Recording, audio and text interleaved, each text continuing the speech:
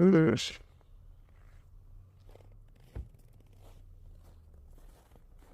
Hi guys, how you doing? It's winter here, so right now it's currently 15 minus 15 degree. So now it's very, very, very, very cold. And are you coming to Canada very soon, or you're already in Canada and you're watching my video? Thank you so much. And I would like to thank you, like my video, subscribe. I'm a new content creator and we're just trying to build ourselves and all that. So I'm also new in Canada. So everything I'm saying here is my own personal experience. So today, let's talk about renting an apartment in Canada. So now, when I rent an apartment, I'm here with my daughter. Say, Ramat, say hi. Hi. So now, renting an apartment in Canada is not that easy, and it's easy also depending on the location.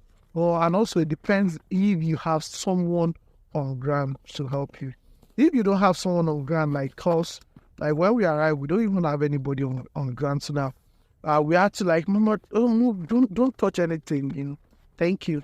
So now, when we arrived on Canada, me and my partner, we had to rent an apartment and a B&B, so for 2 weeks. And within that 2 weeks, we start searching for an apartment. First of all, when searching for an apartment, look for an apartment that is closer to a bus route. Don't look for an apartment that you have to walk 10, 15 minutes. Walking 10, 15 minutes inside snow, no be shere. Make I tell you, inside -20, depending on your province. Some province weather goes as high as -55, -60, and you have to, you need to walk to the bus. No, as a new immigrant, no, please don't try that. So now, first of all, look for an apartment that is closer to the bus route. So now we have to look for an apartment that just walk in front of the apartment. There's a bus stop, so in front of the apartment, so we are not even walking and everything. So now we need to search for an apartment that is fully furnished. Maybe on my next video I'll talk about the difference between renting a furnished and unfurnished apartment, and the difference between renting a basement or an apartment. Because here you can rent a basement, or you can either go for a basement or go for an apartment.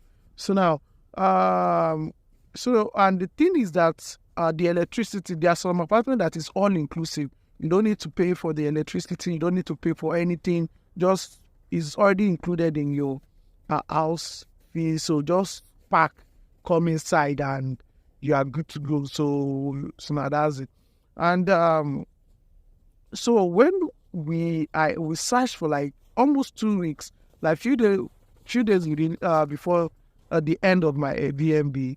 So now we finally found one that is okay. That's everything we needed. It's in front of the bus route, and it's all inclusive.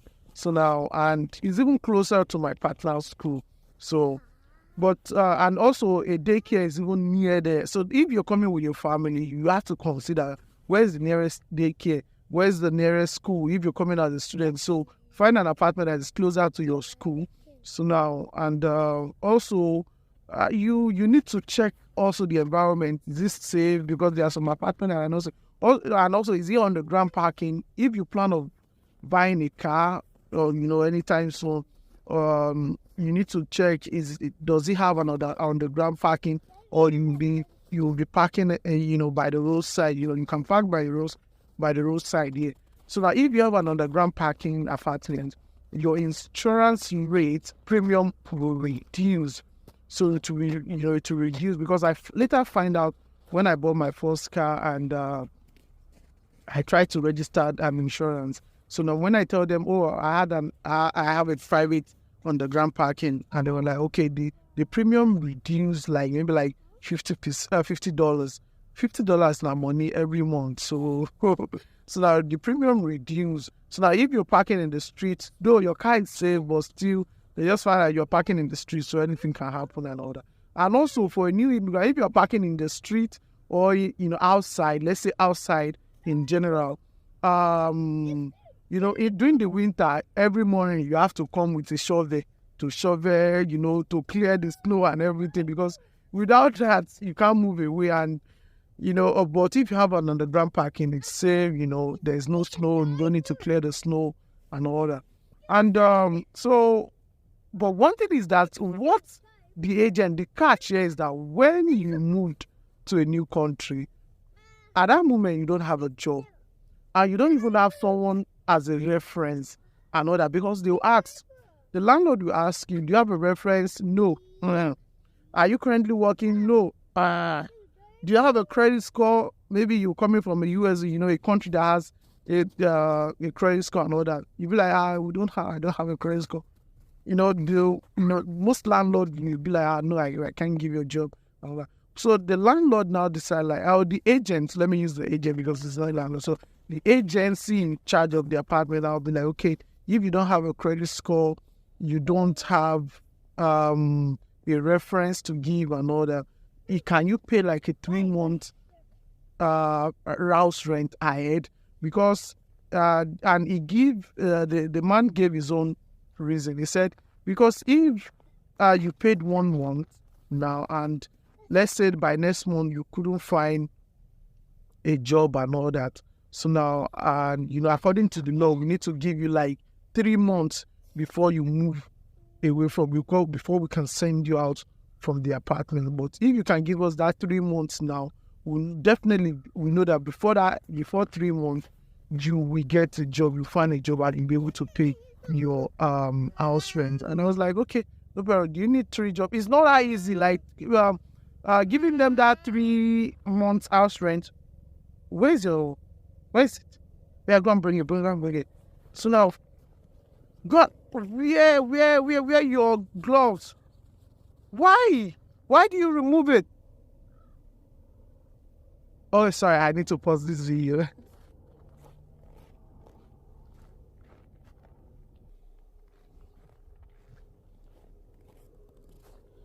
Yeah, sorry, I'm back.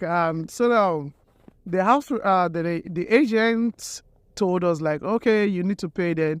It's not that easy, but I just have to like squeeze every house, and we paid the 3 months house rent. And in the long run, I find it favorable because within that 3 months, I have a peace of mind. There's no, because I think I found my first job before the end of within a month. So now, no, I found my first job like after 2 months, the second month. So now I was, there's nothing to worry about. I'd be like, okay, I already paid like 3 months, including the deposit, like a security deposit, making like 4 months ahead. So there's nothing to worry about for me. Like, so like while looking for a better job, like I did not even worry about paying the house rent or anything. And, which is okay for a new immigrant because you need a peace of mind. So because there are so many things that that you're running, like that you're doing at that moment as a new person in a new country. You're trying to learn their behaviors. You are trying to even learn about the environment, and you're trying to get a job, and you still need also daycare for your child and everything, and you're trying to pay for a daycare and so many things, and you still be thinking about paying for house rent monthly. From where you are coming from is yearly, but right here, you have to pay at the end of the 30 days, the first day of next month, at worst, the second day of the new month, they will ask for their money. Automatically, they will remove you from the bank account. Like today is second now. I don't receive their notification, so they don't come out their money. So that is just it. Like, you just have to, for a new immigrant coming to a new country, I will always advise you to plan it well when you arrive in Canada. The first thing is try and rent an Airbnb. So now to know the environment, to know don't get an apartment if you don't have anyone here in Canada. If you have someone here in that location, it will be better. Like in that present location, not maybe you have someone in Toronto and you want to stay in Brampton, or you want to stay in Oshawa or somewhere. So you have someone in that location, or maybe you're coming to Edmonton and the person said is in Calgary. It will not work. So you have to have someone in that Calgary that will be able to do the running around. So now, if you have someone in that present location that can help you do the checking and everything, yeah, that would be better. But if you don't have anybody, don't do apartment checking online. So first, because of fraudsters. Second, because of so many, because of the location and everything. And so when you arrive, try and get an Airbnb for like a week or two. So getting an Airbnb is very easy. You can pay, from your own country, from Nigeria and all that. So now, and I can also help you pay. So if you contact me, I can also do that for you. So now, at a little fee and all that. So now, and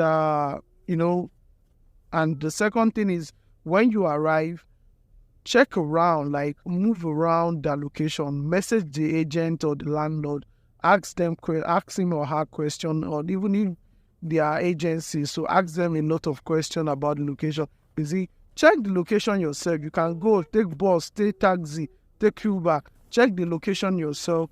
Check that everything is perfect, is okay. It has everything you need as a new immigrant. Because as someone, a new immigrant, I always advise to go for a furnished apartment as a new person, because furnished already has everything inside. So you don't need to buy anything, bed, TV, spoon. Like my apartment has spoon. Like we just went there, we packed in with just our own clothes. So it has spoon, it has, cutleries, everything is included. So now that is what you need, because if you buy an unfurnished, if you rent an unfurnished apartment, you'll be the one buying bed and everything. So and all this thing. And for a new person, it might be too hard. You need to just go to where they are selling bed, where they are selling chairs and furnitures and all. So that is an extra cost. But if you can get a furnished one, I will recommend renting a furnished apartment. So yeah, that's it. That will be the end of my video. So now maybe on my next video I'll talk about furnished and unfurnished apartment and basement, or renting a normal apartment. So take care. Bye bye.